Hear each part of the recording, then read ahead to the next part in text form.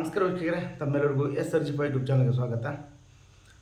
ಏನಪ್ಪ ಅಂದ್ರೆ ಇದು ಒಂದು ಘಟನೆ, ನಾವೆಲ್ಲರೂ ತುಂಬ ನಾಚಿಕೆ ಪಡುವಂಥ ಘಟನೆ. ನಮ್ಮ ದೇಶದಲ್ಲಿ ಈ ಥರ ನಡೀತಾ ಇದೆ, ಮೊದಲಿಂದ ನಡ್ಕೊಂಡು ಬರ್ತಾ ಇದೆ. ಆದರೆ ಕೆಲವೊಂದು ಬೆಳಕಿಗೆ ಬರ್ತಾ ಇದ್ದಾವೆ. ಬೆಳಕಿಗೆ ಬಂದಂಥವ ಇಷ್ಟು ಕ್ರೂರವಾಗಿ ನಡೀತಾ ಇದ್ದಾವೆ ಸ್ನೇಹಿತರೆ.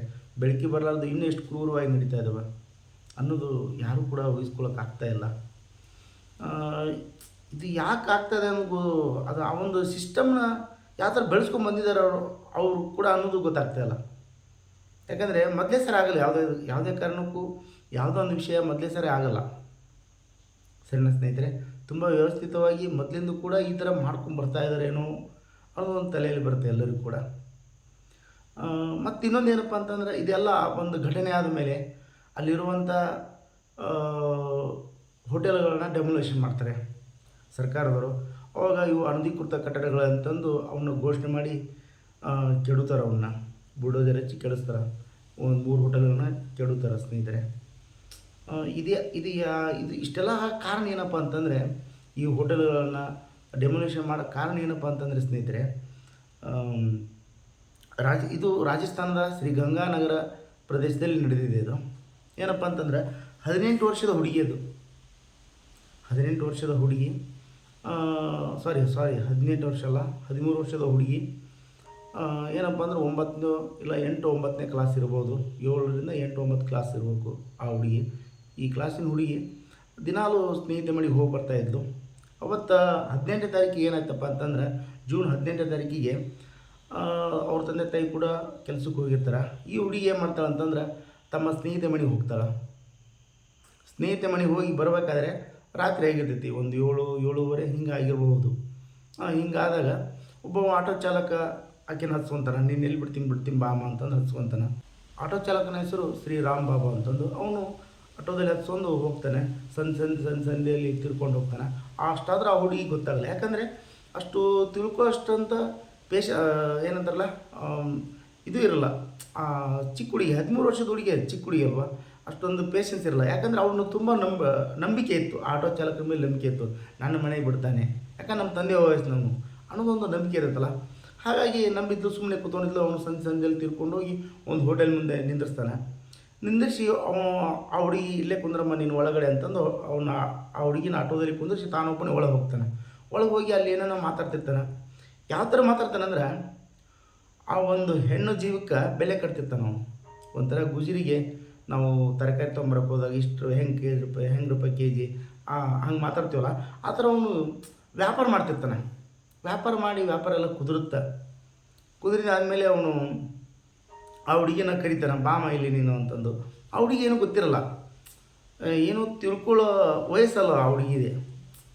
ಏನೋ ಕರೆದಿದ್ದಾನೆ ಅಂತಂದು ಒಳಗೆ ಹೋಗ್ತಾಳೋಗಿ. ಒಳಗೆ ಹೋದ್ಮೇಲೆ ಅಲ್ಲೇ ಲಾಕ್ ಆಗ್ತಾಳೆ. ಆ ಹುಡುಗಿನ ಸತತ 5 ದಿನಗಳ ನಂತರ ಅದನ್ನು ಆ ಹುಡುಗಿನ ರೇಪ್ ಮಾಡ್ತಾರೆ ಸ್ನೇಹಿತರೆ. 32 ಮಂದಿ ಸತತ 5 ದಿನಗಳು. ಈ ಹೋಟೆಲಿಂದ ಬೇರೆ ಹೋಟೆಲ್ಗೆ 3ರಿಂದ 4 ಹೋಟೆಲ್ಗೆ ಶಿಫ್ಟ್ ಮಾಡ್ತಾರೆ. ಆ ಹುಡುಗಿನ ಶಿಫ್ಟ್ ಮಾಡಿಬಿಟ್ಟು ಆಕಿನ ಆ ಥರ ಅತ್ಯಾಚಾರ ಮಾಡ್ತಾರೆ. ಅತ್ಯಾಚಾರ ಮಾಡಿ ಆಕೆಗೆ ಏನಂತಾರಲ್ಲ, ಪ್ರಜ್ಞಾಹೀನ ಆದಾಗ ಕೂಡ ಆಕೆಗೆ ಎಣ್ಣೆ ಕುಡಿಸಿಬಿಟ್ಟು ಈ ಥರ ತಮ್ಮ ಒಂದು ಏನಂತಾರಲ್ಲ, ಅವರು ಕೂಡ ಮನುಷ್ಯರೇ, ನಮ್ಮ ನಿಮ್ಮಂಥ ಮನುಷ್ಯರು. ಅವರು ಕೂಡ 32 ಮಂದಿ ಕೂಡ ಅವರು ಕೂಡ ನಮ್ಮ ನಿಮ್ಮಂಥ ಮನುಷ್ಯರು. ಈ ಥರ ಮಾಡೋಕ್ಕೆ ಯಾವ ಥರ ಯೋಚನೆ ಬಂದಿತ್ತು ಅವ್ರಿಗೆ? ತಂದೆ ತಾಯಿ ಇರ್ತಾರೆ, ಮತ್ತು ಏನಪ್ಪ ಅಂದ್ರೆ ಅಕ್ಕ ತಂಗಿಯರು ಇರ್ತಾರೆ. ಅಕ್ಕ ತಂಗಿ ಜೊತೇಲಿ ಇದ್ದೇರೆ ಅವರು ಎಲ್ಲ ಈ ಥರ ಮಾಡಿರೋದು ಸ್ನೇಹಿತರೆ. ತುಂಬ ಏನಂದ್ರೆ ಬೇಜಾರಾಗುತ್ತೆ. ಏನಪ್ಪ ಇನ್ನೂ ಕೂಡ ನಮ್ಮ ಇಂಡಿಯಾದಲ್ಲಿ ಇನ್ನೂ ಕೂಡ ಈ ಥರ ನಾವು ಇಷ್ಟೆಲ್ಲ ಪ್ರಬಲವಾಗಿದ್ದೀವಿ, ಆದರೂ ಕೂಡ ಹಿಂಗೆ ನಡೀತಾ ಇದೆಯಲ್ಲ ಅಂತಂದು ತುಂಬ ಬೇಜಾರಾಗುತ್ತೆ ಸ್ನೇಹಿತರೆ. 32 ಮಂದಿ ಆಕೆನ ಒಂದು ಹೋಟೆಲಿಂದ ಒಂದು ಹೋಟೆಲ್ ಶಿಫ್ಟ್ ಮಾಡಿಬಿಟ್ಟು ಈ ಥರ ಅತ್ಯಾಚಾರ ಮಾಡ್ತಿರ್ತಾರೆ. ಸತತ 5 ದಿನದವರೆಗೂ ಹೋಟೆಲ್ ರೂಮಲ್ಲಿ ಆ ಗೋಡೆಗಳಿಗೆ ಜೀವ ಇತ್ತಪ್ಪ ಅಂದರೆ ಅವು ಕೂಡ ಮರುಗ್ತಿದ್ವು, ಅವು ಕೂಡ ಬಾಯಿ ಬಿಟ್ಟು ಹೇಳ್ತಿದ್ವೇನು. ಅವ್ರ ಬಗ್ಗೆ ಹೇಳೋಕ್ಕೆ ಪದಗಳು ಸಿಗ್ತಾಯಿಲ್ಲ ಸ್ನೇಹಿತರೆ. 32 ಮಂದಿ, ಒಬ್ಬರಲ್ಲ ಇಬ್ಬರಲ್ಲ, 32 ಮಂದಿ. ಅವ್ರಿಗೆ ಒಬ್ರಿಗೆ ಮನುಷ್ಯತ್ವ ಇಲ್ಲ, ಒಬ್ರಿಗೆ ಮಾನವೀಯತೆ ಇಲ್ವಾ? ಅವಳು ನಮ್ಮ ಏನಂತಾರಲ್ಲ, ನಮ್ಮ ಅಕ್ಕ ತಂಗಿಯರು ಇದ್ದಂಗೆ ಅಕ್ಕ ತಂಗಿಯರ ಜೊತೆಯಲ್ಲೇ ಹುಟ್ಟಿರ್ತಾರೆ, ಅಷ್ಟು ಗೊತ್ತಾಗಿರೋಕ್ಕಿಲ್ಲ ಅವ್ರಿಗೆ. ಇಷ್ಟೆಲ್ಲ ಮಾಡ್ತಾಯಿದ್ದಾರೆ. ಮತ್ತು ಈ ಕೆಲವೊಬ್ರು ಏನು ಮಾಡ್ತಾಯಿದ್ದಾರೆ, ಸೋಷಿಯಲ್ ಮೀಡ್ಯಾದಲ್ಲಿ ಆ ಹುಡುಗಿ ಫೋಟೋ ಹಾಕ್ತಾಯಿದ್ದಾರೆ ಸ್ನೇಹಿತರೆ. ಅದೇ ಬೇಜಾರಾಗ್ತದೆ. ಆ ಹುಡುಗಿ ಆಲ್ರೆಡಿ ಏನಂತಾರಲ್ಲ, ಜೀವ ಇದೆ ಆ ಹುಡುಗಿಗೆ. ಆ ಹುಡುಗಿ ಫೋಟೋ ಹಾಕಿ ಎಲ್ಲ ವಿಡಿಯೋ ಮಾಡ್ತಾಯಿದ್ರೆ ಏನಾಗುತ್ತಂದ್ರೆ, ಆಲ್ರೆಡಿ ಈಕೆ ಅಲ್ಲಿ ಹೋಗ್ಬಿಟ್ಟಿದಲ್ಲ. ಒಂದು ಹೆಣ್ಣಿಗೆ ಜೀವಕ್ಕಿಂತ ಮಾನ ಮರ್ಯಾದೆನೇ ಮುಖ್ಯ ಸ್ನೇಹಿತರೆ. ಕೆಲವೊಂದು ವಿಚಾರದಲ್ಲಿ ಮಾನ ಮರ್ಯಾದೆನೇ ಮುಖ್ಯ. ಅಂಥದ್ರಲ್ಲಿ ಕೆಲವೊಬ್ಬರು ಸೋಷಿಯಲ್ ಮೀಡ್ಯಾದಲ್ಲಿ ಆ ಹುಡುಗಿ ಫೋಟೋ ಹಾಕ್ಬಿಟ್ಟು ಈ ಥರ ಮಾಡಬಾರ್ದು. ದಯವಿಟ್ಟು ಮಾಡೋಕ್ಕೆ ಹೋಗ್ಬೇಡಿ. ಆ ಹುಡುಗಿ ಫೋಟೋ ಹಾಕಕ್ಕೆ ಹೋಗ್ಬೇಡಿ. ಅವ್ರ ಬಗ್ಗೆ ಹೇಳಿ, ಅವ್ರಿಗೆ ಕಠಿಣ ಶಿಕ್ಷೆ ಆಗಲಿ ಅಂತಂದು ಎಲ್ಲರೂ ನಾವು ಇದು ಮಾಡೋಣ. ಆದರೂ ಹುಡುಗಿ ಫೋಟೋ ಹಾಕೋದು ಬೇಡ ಸ್ನೇಹಿತರೆ.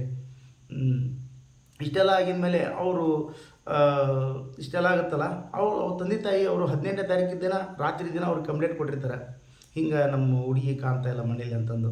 ಆ ಪೊಲೀಸರೆಲ್ಲ ಶೋಧನೆ ಮಾಡ್ತಾರೆ, ಒಂದು ತಂಡ ರಚನೆ ಮಾಡಿಬಿಟ್ಟು. ಮತ್ತು ಇನ್ನೊಂದು ಏನಂದ್ರೆ ಸ್ನೇಹಿತರೆ, ಪೊಲೀಸರು ತುಂಬ ಅಲರ್ಟ್ ಆದರು. 5 ದಿನದಲ್ಲಿ ಅವ್ರನ್ನ CCTV ಫುಟೇಜ್ ಮುಖಾಂತರ ಅಪರಾಧಿಗಳನ್ನ ಪತ್ತೆ ಹಚ್ಚಿದ್ದಾರೆ.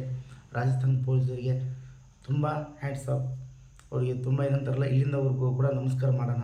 ಯಾಕಂದರೆ ಇಷ್ಟು ಬೇಗ ಪತ್ತೆ ಹಚ್ತಾರಲ್ಲ, ಅದು ಕೂಡ ತುಂಬ ಮುಖ್ಯ ಸ್ನೇಹಿತರೆ. 5 ದಿನ ಇನ್ನೂ ಆಗಬೇಕಿತ್ತು, ಬೇಗ ಇರಲಿ. ಇಷ್ಟು ದಿನದೊಳಗಡೆ ಬೇಗ ಪತ್ತೆ ಹಚ್ಚಿದ್ರಲ್ಲ, ಅವ್ರಿಗೆ ಅಪರಾಧಿಗಳಿಗೆ ಕಠಿಣ ಶಿಕ್ಷೆ ಆಗಲಿ. ಸರಿನಾ ಸ್ನೇಹಿತರೆ? ಅಪರಾಧಿಗಳಿಗೆ ಕಠಿಣ ಶಿಕ್ಷೆ ಆಗಲಿ. ಮುಂದೆ ಈ ಥರ ಘಟನೆಗಳು ನಡೀಬಾರ್ದು. ಯಾಕಂದರೆ ನೋಡಿ, ಅವನು ಇದೇ ಮೊದಲೇ ಆಟೋ ಚಾಲಕ ಇದನ್ನಲ್ಲ, ಇದೇ ಮೊದಲೇ ಸರಿ ಬರ್ತಾ ಇರಬೇಕು. ಕೆಲವೊಂದಷ್ಟು ಬೆಳಕಿಗೆ ಬರ್ತಾ ಇದ್ದಾವೆ. ಅದನ್ನೆಲ್ಲ ಪತ್ತೆ ಹಚ್ಚಿದರೆ